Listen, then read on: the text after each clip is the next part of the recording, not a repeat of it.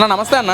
ఏంటి అసలు ఈ రోజున ఏదైతే సెంట్రల్ నియోజకవర్గానికి సంబంధించిన మల్లాది విష్ణు బోండా మధ్య సరైన సంఘటన ఇక్కడంతా వాళ్ళు ఏమో మాట్లాడుతున్నారు, మేము శాంతియుతంగానే ఇక్కడ ధర్నా చేసుకుంటా ఉన్నాము, టీడీపీ నాయకులు వచ్చి పెద్ద పెద్ద రాడ్లు బీర్ బాటిళ్ళు గుడ్లు తీసుకొచ్చి మా మీద విసిరారు అని చెప్పి మాట్లాడుతున్నారు. ఏంటన్న ఇక్కడ జరిగిన వాస్తవ సంఘటన ఏంటి అసలు? ఇప్పుడు వాస్తవానికి తీసుకుంటే ఇది సెంట్రల్ నియోజకవర్గంలోనే ప్రెస్ జోన్ అనేది రద్దీగా ఉండేటటువంటి ఏరియా. ఇది ఒక బస్ స్టాపు, అలాగే 4 రోడ్ల కొడలి.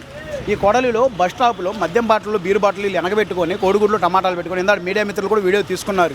వాళ్ళు తీసుకున్నటువంటి మద్యం బాటిల్ని కానీ గంజాయి పొట్లాలని కానీ వీటిని కానీ వీడియో తీసుకున్నారు మీడియా మిత్రులు కూడా. ఇవన్నీ ఒక స్క్రిప్టెడ్గా వీళ్ళు పెట్టుకొని వీళ్ళకే నారా లోకేష్ గారు సవాల్ విసిరారు, మెగా డిఎస్సీ మీద నిజంగా ఏమన్నా లోటుపాట్లు జరిగితే డిబేట్కి రండి అని.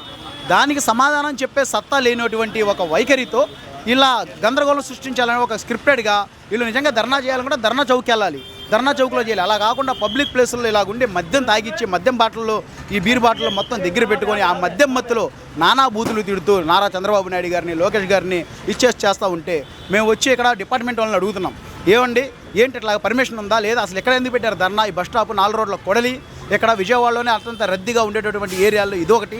ఈ ఏరియాలో ఏంటి 30 మంది కలిసి కూర్చొని ఇక్కడ ఏంటి యుద్ధ వాతావరణాన్ని సృష్టిస్తున్నారు అని చెప్పేసి మేము అడుగుతుంటే ఈలోపే మా మీద కోడిగుడ్లు టమాటాలతో దాడి చేశారు.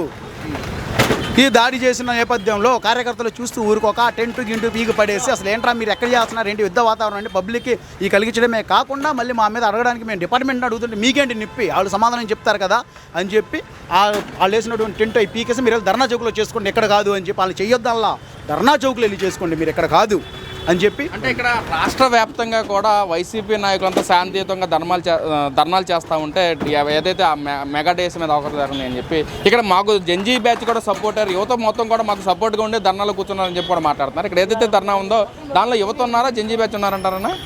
ఇప్పుడు వాస్తవం మాట్లాడితే ఇక్కడ జరిగేటటువంటి ధర్నాల్లో యువత కానీ జెన్జీ బ్యాచ్ కానీ నిజంగా బాధితులు కానీ ఎవరూ లేరు. స్క్రిప్టెడ్ మందుబాబులు ఎవరైతే ఉన్నారో మందుకి మద్యానికి ఇదైన వాళ్ళు వాళ్ళే ఉన్నారు. నిన్న జగన్మోహన్ రెడ్డి గారి యాత్రలో కూడా చూసాం మనం, మందు తాగి అలా విచ్చలవిడిగా ఎగురుతున్నారు, ఏం చేస్తున్నారు ఏంటి అనేది. అదే నెపంతో ఇక్కడ కూడా అంటే ప్రతి నియోజకవర్గంలో కూడా ఇలా జరగాలి, గందరగోళంగా ప్రజలు భయభ్రాంతుల్ని చెయ్యాలి, ఈసారి భయపెట్టైనా సరే మన ఉనికి తెచ్చుకోవాలి అన్న ఒక యుద్ధ వాతావరణాన్ని వాళ్ళు సృష్టిస్తున్నారు. ఎక్కడ కూడా చూసాం మనం మద్యం బాటలు కానీ కానీ ఇట్లా ఉండడం. మాట్లాడుతుంటే కోడిగుడ్లు ఎసరడం ఏంటండి? మీరు నిజంగా శాంతియుతంగా ధర్నా చేయాలనుకుంటే చెయ్యండి, ఎక్కడ ధర్నా చౌక్లో, ఈ బస్ స్టాపుల్లో వీటిల్లో కాదు కదా చేసేది.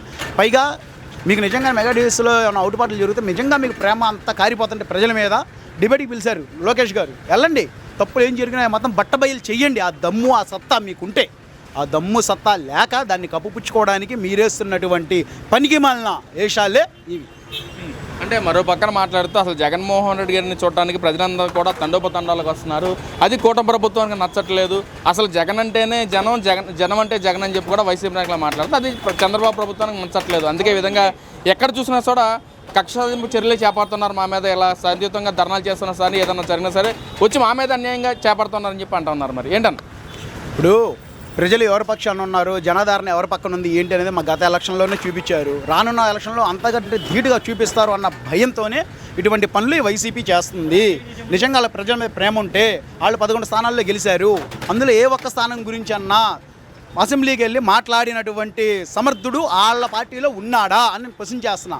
ఒక నియోజకవర్గంలోనే మీరు సమర్థవంతంగా మీ ప్రణాళికలు మీరు రచించలేని వాళ్ళు, మీ ప్రణాళికలు నడపలేని వాళ్ళు రాష్ట్రాన్ని ఉద్ధరించేస్తారు అంటే మీ మాటలకి నమ్మడానికి ఎవరు నమ్మశక్యంగా లేరు, ఎవరు నమ్మరు.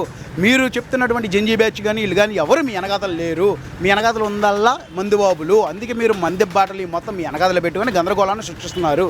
నిజంగానే మీకు ఈ బాధితులు వచ్చి ధర్నా చేస్తున్నారు అంటే 5 లక్షల పైచిలకు మంది ఎగ్జామ్ రాశారు, అందులో 16,000 మందికి ఉద్యోగాలు వచ్చినాయి. ఆ 16,000 మంది కూడా సంవత్సరంన్నర నుంచి ఈ జీతాలు తీసుకుంటున్నారు, ఉద్యోగాలు చేసుకుంటున్నారు. మిగతా వాళ్ళు సక్రమంగా మేము రాసిన దాంట్లో తప్పులు ఉన్నాయి కాబట్టి మాకు రాలేదు, అర్హులకే వచ్చినాయి అని చెప్పి వాళ్ళు సమర్థవంతంగా చేసి వెళ్ళారు. నిజంగానే దాంట్లో లోటుపాట్లు జరిగితే వాళ్ళందరూ వచ్చి ధర్నా చేస్తే 5 లక్షల పైచిలకు మంది ఈ రోజున ధర్నాలో కూర్చొని ఉండాలి. కానీ ఒక 500 మంది అన్న ఎక్కడన్నా కూర్చున్నటువంటి పరిస్థితి కనబడుతుందా ఈ రాష్ట్రం మొత్తం మీద? అంటే వీళ్ళు 50 మంది 100 మందిని వీళ్ళ స్క్రిప్టెడ్ బ్యాచ్ని పెట్టుకొని వీళ్ళు చేస్తున్నటువంటి గందరగోళమే ఈరోజు జరిగినటువంటి ఈ కార్యక్రమం, ఈరోజు జరిగినటువంటి గందరగోళం.